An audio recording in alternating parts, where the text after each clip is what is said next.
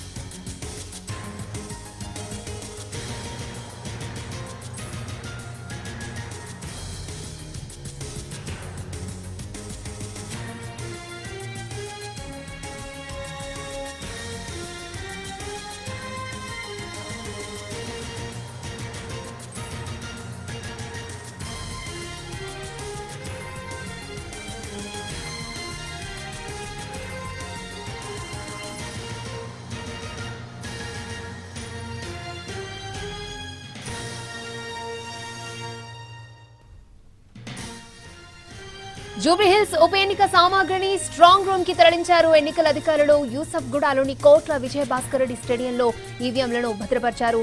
Strong రూమ్ల వద్ద 3 అంచెల భద్రతను ఏర్పాటు చేశారు. ఈ నెల 14న జూబ్లీహిల్స్ ఉప ఎన్నిక కౌంటింగ్ జరగనుంది. కౌంటింగ్ ఏర్పాట్లు పూర్తి చేస్తున్నారు ఎన్నికల అధికారులు. కోట్ల విజయభాస్కర్ రెడ్డి స్టేడియం సీసీ కెమెరాల నిఘాలో ఉంది. ఎల్లుండి ఉదయం 8 గంటలకు కౌంటింగ్ స్టార్ట్ అవుతుంది. 10 రౌండ్స్ లో పోలైన ఓట్లను కౌంట్ చేస్తారు. మధ్యాహ్నం లోపు ఫలితం వెలువడే ఛాన్స్ ఉంటుంది. కౌంటింగ్ కోసం 42 టేబుల్స్ ని రెడీ చేశారు. జూబ్లీహిల్స్ ఉప ఎన్నికలో 105 మంది పోస్టల్ బ్యాలెట్ ఓటు హక్కును వినియోగించుకున్నారు.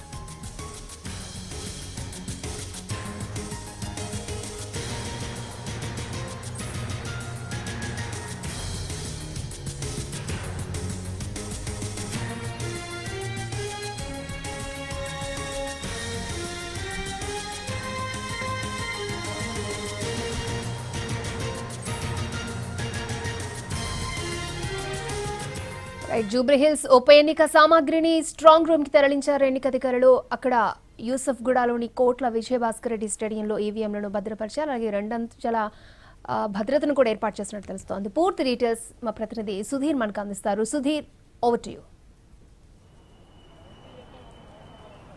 ఈ నెల 14వ తేదీన జూబ్లీహిల్స్ ఉప ఎన్నికకు సంబంధించిన కౌంటింగ్ ప్రక్రియ హైదరాబాద్ యూసఫ్గూడలోని కోట్ల విజయభాస్కర్ రెడ్డి స్టేడియంలో జరగనుంది. ఇందులో ఇప్పటికే నిన్న జరిగిన పోలింగ్ కు సంబంధించి ఏవైతే సామాగ్రి ఉంటుందో ఈవీఎంస్ కావచ్చు, వీవీప్యాట్లు అన్నింటినీ కూడా ఇక్కడ స్ట్రాంగ్ రూమ్ లో భద్రపరచడం జరిగింది. దాదాపు 569 బ్యాలెట్ యూనిట్లు, అదేవిధంగా వీవీప్యాట్లను కూడా ఇందులో భద్రపరిచారు. 3 అంచెల భద్రతా ఏర్పాట్లను కూడా ఇక్కడ ఏర్పాటు చేశారు.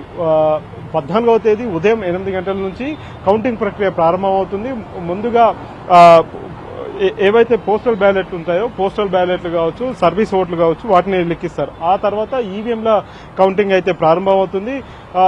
మధ్యాహ్నం 12-1 గంట వరకు పూర్తి స్థాయిలో రిజల్ట్ వచ్చే అవకాశాలు అయితే కనిపిస్తున్నాయి. ఈ నేపథ్యంలో ఇప్పుడు కోట్ల విజయభాస్కర్ రెడ్డి స్టేడియంలో ఉన్న ఈ స్ట్రాంగ్ రూమ్ల దగ్గర పెద్ద ఎత్తున భద్రతా ఏర్పాట్లు అయితే చేశారు. ఈ రోజు ఉదయం నుంచి కూడా జీహెచ్ఎంసీ కమిషనర్, అదేవిధంగా జిల్లా ఎన్నికల అధికారి ఆర్వి కర్ణన్ ఇక్కడికి వచ్చి భద్రతా ఏర్పాట్లను పర్యవేక్షించారు. సాధారణ ఎన్నికల పరిశీలకులతో పాటుగా వ్యయ పరిశీలకులు వారంతా కూడా ఇక్కడే స్ట్రాంగ్ రూమ్ దగ్గర ఉన్నారు. దీనికి సంబంధించిన ఏర్పాట్లన్నీ కూడా వారే చూస్తున్నారు. అయితే దాదాపు 1000 నుంచి 1500 మంది సిబ్బందిని కూడా కేటాయించే అవకాశాలు ఉన్నట్టు కూడా తెలుస్తుంది. లెక్కింపు ప్రక్రియలో ఎలాంటి ఇబ్బంది కలగకుండా ఉండేందుకు పూర్తి స్థాయిలో ఇప్పటికే వారందరికీ పాసులను కూడా ఇష్యూ చేశారు.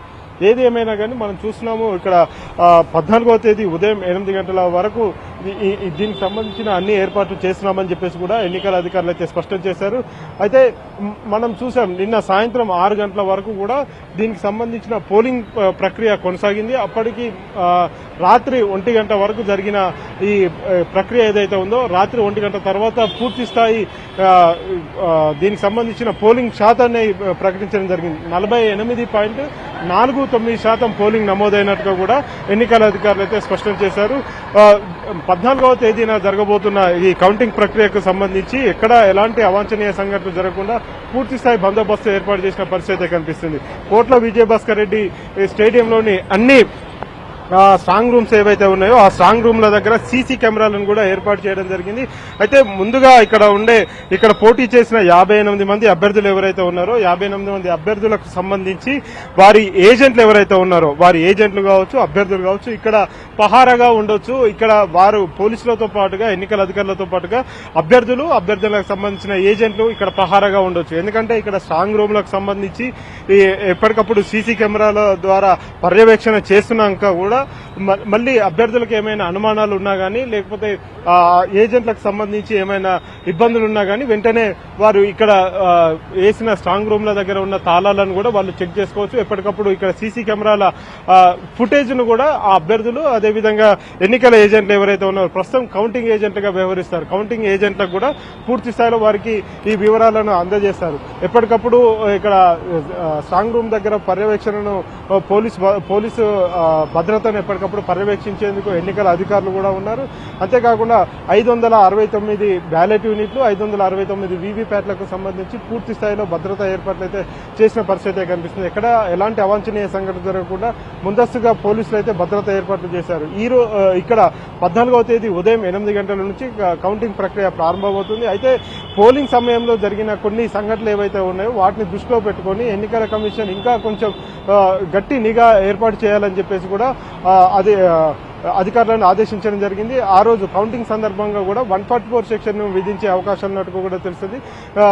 చుట్టుపక్కల ఈ కౌంటింగ్ చుట్టుపక్కల కూడా ఎక్కడా కూడా ర్యాలీలు కానీ సభలు, సమావేశాలు, నిరసనలు ఏవి కూడా చేపట్టరావద్దని చెప్పేసి ఇప్పటికే ఎన్నికల అధికారులు ఆదేశాలు జారీ చేసిన పరిస్థితి కనిపిస్తుంది. నిన్న జరిగిన సంఘటనను దృష్టిలో పెట్టుకుని ఎక్కడా ఎలాంటి అవాంఛనీయ సంఘటనలు జరగకుండా పోలీసులు గట్టి బందోబస్తు అయితే ఏర్పాటు చేస్తున్నారు. రాజకీయ పార్టీలకు సంబంధించి ఏమైనా అనుమానాలు ఉంటే వెంటనే ఆర్ఓకు కంప్లైంట్ చేయాలని చెప్పేసి కూడా సూచిస్తున్నారు. ఎందుకంటే ఇక్కడ కౌంటింగ్ ప్రక్రియ మొత్తంగా కూడా ఆర్ఓ చేతుల మీదుగానే నడుస్తుంది కాబట్టి ప్రతి టేబుల్ కి ఒక సూపర్వైజర్ ఉంటారు. ఆ సూపర్వైజర్ తో పాటుగా ఆర్ఓ కూడా ఎప్పటికప్పుడు ప్రతి టేబుల్ ని చెక్ చేస్తారు. కాబట్టి వారికి ఏమైనా అనుమానాలు ఉంటే రాజకీయ పార్టీలకు సంబంధించిన అభ్యర్థులకు కానీ స్వతంత్ర అభ్యర్థులకు కానీ పోటీ చేసిన అభ్యర్థులు ఎవరైతే ఉన్నారో వారికి ఏమైనా అనుమానాలు ఉంటే వెంటనే ఆర్ఓ దృష్టికి వెళ్లాల్సిన అవసరం ఉందని చెప్పేసి కూడా సూచిస్తున్నారు. మొత్తంగా కౌంటింగ్ ప్రక్రియ పూర్తయిన తర్వాత ర్యాండమ్ గా 5 ఈవీఎంలకు సంబంధించి 5 వీవీప్యాట్లకు సంబంధించి మళ్లీ చెక్ చేసే అవకాశం ఉంటుంది. కాబట్టి